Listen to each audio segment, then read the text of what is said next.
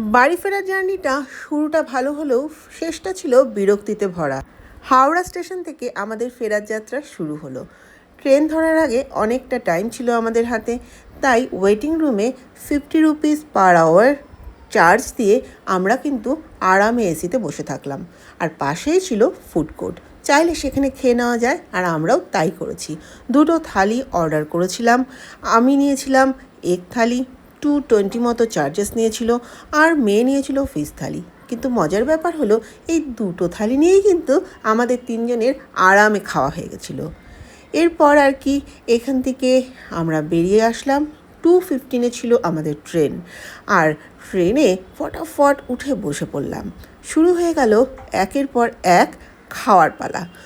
সন্ধ্যাবেলা চলে আসলো সুন্দর স্ন্যাক্স খাওয়ার কিছুক্ষণের মধ্যেই দিয়ে গেল গরম গরম স্যুপ। আর তারপরেই চলে আসলো রাতের ডিনার, পনির, ডাল, দই, পরোটা, আলু ভাজা আর ভাত, একদম ফুল মিল। আর রান্নাও ছিল বেশ টেস্টি। ট্রেনে এমন টেস্টি খাবার পাবো ভাবতেও পারিনি। শেষ পাতে পেলাম আইসক্রিম, আর আইসক্রিম পেয়ে আয়ুষীর মন তো খুশিতে ভরে উঠল। সব কিছু বেশ ভালোই চলছিল, কিন্তু শেষের দিকে ট্রেনটা এত লেট করলো যে অধৈর্য লেগে যাচ্ছিল, আর বসে থাকতে ভালো লাগছিল না। আর হ্যাঁ, একটা কথা বলতে তো ভুলেই গেছি, আমাদের টিকিটের লেগেছিল 2300 করে পার হেড।